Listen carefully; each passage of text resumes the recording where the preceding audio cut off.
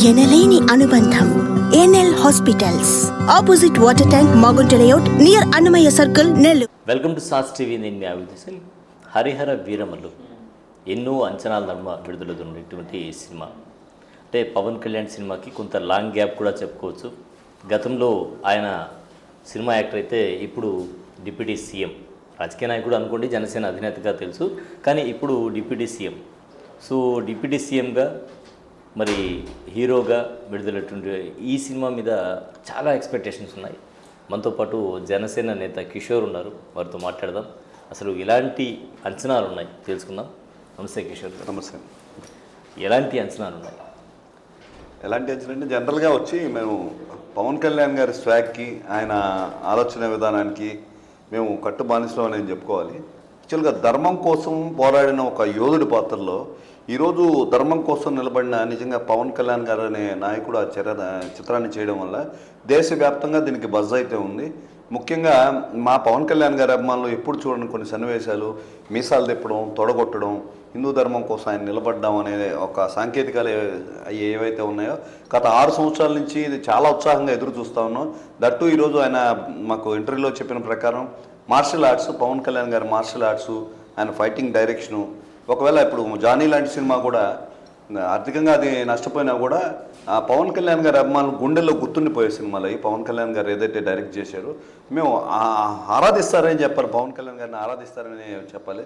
గత 30 సంవత్సరాలుగా సున్నితంగా ఏదో సందేశం, ప్రజలకు ఏదో సందేశం ఇవ్వాలి, వినోదంతో పాటు జయాపజయాలు కాకుండా యూత్కి ఏదైనా సందేశం ఇవ్వాలనే ముందుకెళ్ళారు ఆయన. అంటే ఈ సినిమా ద్వారా పవన్ కళ్యాణ్ ఇచ్చేటువంటి సందేశం ఏమని ఊహిస్తున్నారు? ధర్మాన్ని కాపాడేదానికి ప్రతి ఒక్కరూ నిలబడాలని చెప్పారు. నిన్న వాయిస్ చూస్తూ ఉంటే నిన్నటి రోజున ఆయన సినిమా కోసం చెప్పినట్లేదు, జనరల్గా బయట ఉంది. ఇట్స్ నాట్ అబౌట్ అదే డబ్బు కోసం కాదు, సంపద గురించి కాదు, డ్యామ్ గట్స్ ఉంటే ఏదైనా సాధించని ఈరోజు నిరూపించాడు. నాలాగా ఎంతోమంది రబ్బర్ చెప్పులు వేసుకున్న నా జన సైనికుల్ని ఈరోజు జనసేన నాయకులుగా ఎంఆర్ఓ ఆఫీస్లో, కలెక్టర్ ఆఫీస్లో మేము ఈరోజు గౌరవించబడుతున్నాం. అంటే ఇది కేవలం గట్స్కి సంబంధించిన విషయం. ఇదే గట్స్తో చరిత్రలో కొంతమంది నాయకులు నిలిచారు, ధర్మం కోసం నిలిచారు, సామ్రాజ్య స్థాపనకి, సుపరిపాలనకి అందించారు అని చెప్పి తెలియజేసే ప్రయత్నం ఇది.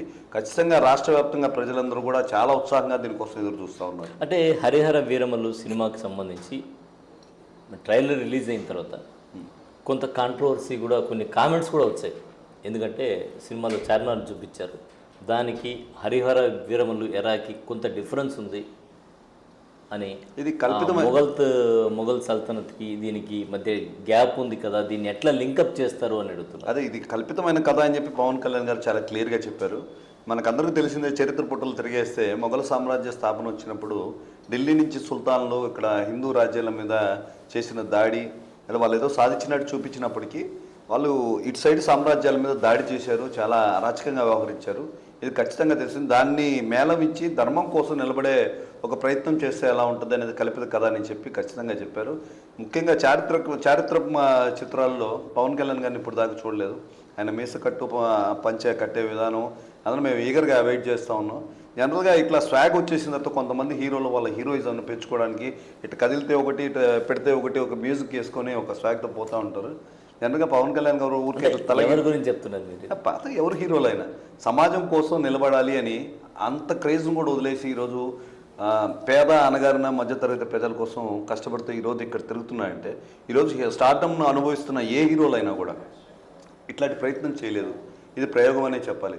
ప్రజల కోసం, అంటే నా జయాపజయాల్లో నిలబడిన అభిమానుల కోసం, మీ గుండెల నిండంతా నేను ఉన్నాను, మీ గుండె కష్టం తీర్చినాటికి నేను వచ్చానని పవన్ కళ్యాణ్ గారు అంటే నిజంగా ఈ 30 సంవత్సరాలు ఆయన చెప్పే మెసేజ్ అయితే ఉందో దాన్ని మేము పాటించగలిగితే చాలు అనిపిస్తుంది. అంటే చెగువేరా భావాలతో వచ్చారు, ఇప్పుడేమో హిందుత్వ భావాలు, సనాతన ధర్మం తిరుగుతున్నారు అని చాలామంది పవన్ కళ్యాణ్ మీద కామెంట్స్ కూడా చేస్తున్నారు. ఒక జనసేన నేతగా ఇటువంటి వ్యాఖ్యల్ని మీరు జీర్ణించుకోగలరా? హిందుత్వ భావాలు అని నేను చెప్పనండి. జనరల్గా ఏంటంటే ఎవరి ధర్మం వాళ్ళది, ఏ మతం ధర్మం వాళ్ళది. మేము ఎప్పుడు కూడా పవన్ కళ్యాణ్ గారి మాటలు చాలా క్షుణ్ణంగా గమనిస్తూ ఉంటాం. ఇది సెన్సిటివ్ మ్యాటర్. నిజంగా గట్స్ ఉండాలి ఒక నాయకుడికి, ఒక మతం గురించి, ఒక కులం గురించి మాట్లాడాలంటే. ఖచ్చితంగా కూడా మా మతం గొప్పది అని ప్రతి ఒక్కరు భావిస్తారు, మా కుటుంబం గొప్పది, నేను గొప్పవాడిని అని ప్రతి ఒక్కరికి సెల్ఫ్ రెస్పెక్ట్ ఉంటుంది. మన రెస్పెక్ట్ని కాపాడుకునే దానికి అవతలని ఎప్పుడైతే మనం దుర్భాషలాడతాం మనం తక్కువ చేస్తాం అది తప్పు. ఏ రోజు కూడా ఏ కులాన్ని కానీ ఏ మతాన్ని కానీ పవన్ కళ్యాణ్ గారు ఈ రోజు దాకా తక్కువ చేసిన పరిస్థితి తెలియదు.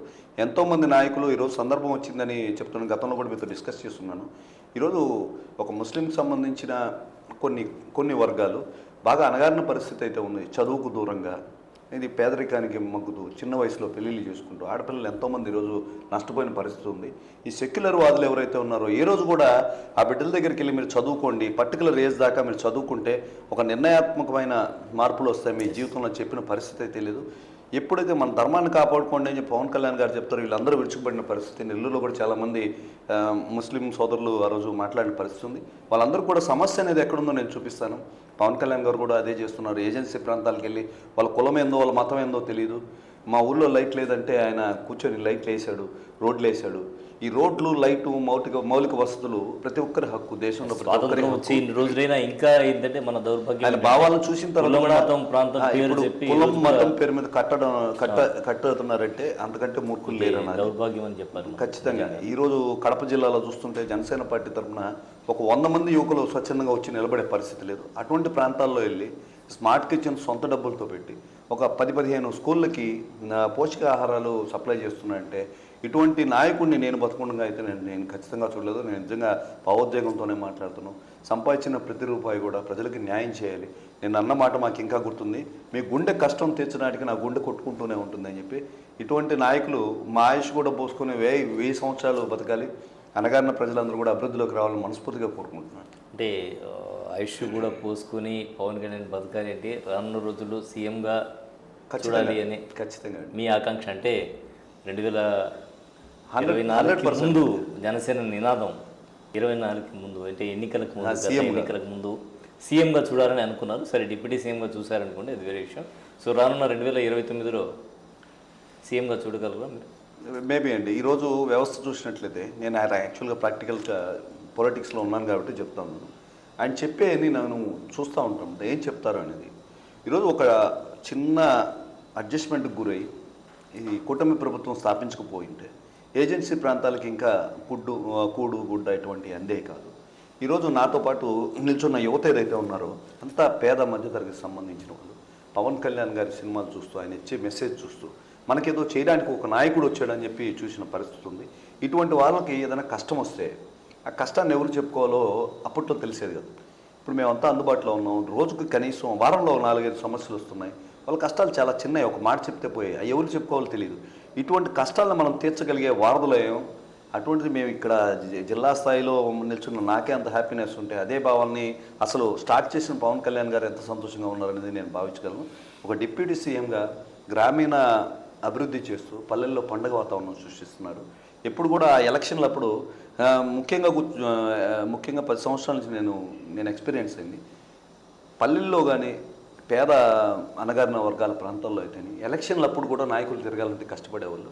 ఈరోజు నాయకులు ప్రత్యక్షంగా ఇళ్ళకెళ్తున్నారు, డోర్ టు డోర్ సమస్యలు కనుక్కుంటున్నారు. ఇవన్నీ తీర్చగలిగినప్పుడు ప్రత్యేకంగా ఎవరికి ఏమి సదుపాయాలు సంక్షేమానికి డబ్బులు ఇవ్వాల్సిన అవసరం లేదు. ఆయన చాలా ప్రాక్టికల్గా ఉన్నారు. మాకు మొదట్లో 10 సంవత్సరాల ముందర చెప్పినప్పుడు ఉచితంగా విద్య, ఉచితంగా వైద్యం అనేది ప్రొవైడ్ చేయాలని ఆ దిశగా అడుగులు పడుతున్నాయి. ఖచ్చితంగా దీన్ని అందరూ కూడా ఒప్పుకోవాలి. ఇంతకంటే పై స్థాయికి వెళ్ళాలి. నిన్న మీటింగ్లో చెప్తా కూడా నేను అదే చెప్పాను. ఈరోజు నాకు మంత్రి గారు నారాయణ గారు తెలుసు, శ్రీధరన్న తెలుసు, విపిఆర్ గారు తెలుసు, ప్రశాంతి మేడం తెలుసు. ఒక కామన్ మ్యాన్ వీళ్ళందరికీ తెలియగలిగాడు. అదేవిధంగా నరేంద్ర మోడీ గారితో అతి పెద్ద పరిచయాలు ఉన్నాయి. అవి డబ్బు కాదు. మేము ప్రాక్టికల్ అనుభవిస్తున్నాం. పరిచయాలు ఉన్నాయి, అవి డబ్బు కాదు.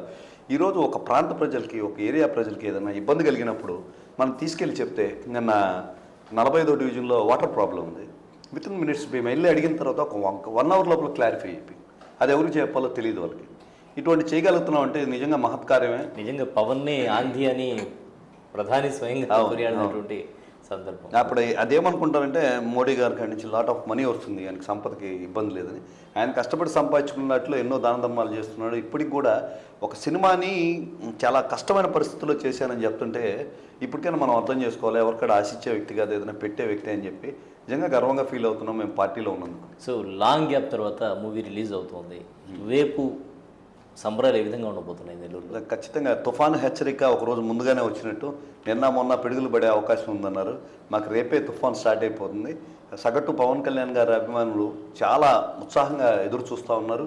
రేపటి రోజున ఒక వేడుకను తలపించే విధంగా మేము ఒక ర్యాలీ కూడా స్టార్ట్ చేసాం గాంధీ బొమ్మ సెంటర్ నుంచి. ఆయన సినిమాలకి ముఖ్యంగా ముందుగా అనుకున్నట్టు ఎటువంటి ప్రచారాలు అవసరం లేదు. పవన్ కళ్యాణ్ గారు వస్తున్నారు అనగానే నాతోటి ఉన్న ఫ్రెండ్స్ అయితే మన పిల్లలు అయితే వీళ్ళందరికీ వందల కాల్స్ వస్తున్నాయి. మాకు టికెట్ కావాలని టికెట్ రేట్ పెంచుకునే అవకాశం కూడా వచ్చింది. ఇప్పుడు జనాలందరూ కూడా పవన్ కళ్యాణ్ గారి సినిమా రేట్లు తగ్గించారంటే మా జోబులో డబ్బులు ఏదో తీసుకున్నట్టు ఫీల్ అయ్యారు. ఎందుకంటే గతంలో కూడా టికెట్ రేట్స్ మీద పవన్ కళ్యాణ్ మాట్లాడారు, ఇంకా ఎటువంటి రేట్స్ పెంచడానికి లేదని. ఇప్పుడు స్వయంగా తన సినిమాకి పెంచడానికి లేదని ఎప్పుడు చెప్పలేదండి. 10 రూపాయలు టికెట్ దించిన దుస్థితి అయితే మేము చూసాము. అద్భుతమైన సినిమాలు వస్తున్నాయి. 10 రూపాయలు దిగిపోతే నేను అదే చెప్తా ఉన్నాను. 10 రూపాయలు టికెట్ దిగిపోతే సంబరంగా 10 రూపాయలకి వెళ్ళి చూడొచ్చని ఎవరు ఫీల్ అవ్వలేదు పవన్ కళ్యాణ్ గారి అభిమానులు. వాళ్ళు జోబులో డబ్బులు ఏదో పెరుక్కున్నట్టు, ఇంటికాడ సంపద ఏదో పెరుక్కున్నట్టే భావించాడు. ఎందుకంటే 10 రూపాయలు సినిమా తీయలేరండి. ఈరోజు వీధి నాటకాలు కూడా వేలతో కూడుకున్న పరిస్థితి ఉంది. ఒక షామిన వేయాలంటే వేల రూపాయలు ఖర్చులైంది. 10 రూపాయలతో ఎంత 10 రూపాయలు కలెక్ట్ చేస్తే ఇటువంటి సినిమాలు రావాలి. పవన్ కళ్యాణ్ గారి అభిమానులందరూ బాధతో రగిలిపోయారు. ఏదైతే రెవెన్యూ తగ్గించారో ఇటువంటి సినిమాలు రావేమో, పవన్ కళ్యాణ్ గారి సినిమాలు రావేమో అని చెప్పారు. అప్పుడే చెప్పారు మనల్ని ఎవరు రాలేదని. 10 రూపాయల టికెట్ అయినా కూడా ఆ రోజు జనాలు ఒక ఏదో జరిగింది కదా. అవును. ఇప్పుడు పవన్ కళ్యాణ్ గారి అభిమానులు అని మద్దతుదారులు హ్యాపీగా ఉన్నారండి. 600 రూపాయలు పెంచుకునే అవకాశం ఇచ్చారు బెనిఫిట్ షోకి. మా అన్నను నమ్మి ప్రొడ్యూసర్లు వచ్చిన వాళ్ళకి 10 రూపాయలు వస్తాయి. ఇట్లాంటి సినిమాలు మళ్ళా రావాలని చెప్పి ఎదురు చూస్తాం. రైట్, చాలా ధన్యవాదాలు కిషోర్ గారు. సో మొత్తానికి పవన్ కళ్యాణ్ సినిమా అయితే హరిహర వీరమల్లు విజయం సాధిస్తుంది, అది కూడా భారీ విజయం సాధిస్తుందని చెప్పి జనసేన వాళ్ళు చెప్తున్నారు. అలాగే రేపు తుఫాన్ రాబోతోంది. ఆ తుఫాను జనసేన నేతలు కావచ్చు, పవన్ కళ్యాణ్ ఫ్యాన్స్ సృష్టించేటువంటి తుఫాన్ అని చెప్తున్నారు. ఎవరైతే ఆడబిడ్డలు ఉన్నారో వాళ్ళకి అండగా నిచ్చేందుకు తాను ఎప్పుడు సిద్ధం, కులం మతం కాదు, ఆడబిడ్డలకు అండగా ఉంటాను. ఎవరికి ఏ ఇబ్బంది వచ్చినా తనకు కాల్ చేస్తే తన అండగా ఉంటాను, తను కలిస్తే లేదంటే తన కార్యానికి వచ్చినా కూడా అండగా ఉంటాను అని చెప్పి కిషోర్ చెప్తున్నారు. ఇది బట్టి ప్రత్యేక ఇంటర్వ్యూ. మరో ఇంటర్వ్యూలో మళ్ళీ కలుద్దాం. అంతవరకు సెలవు. నమస్కారం.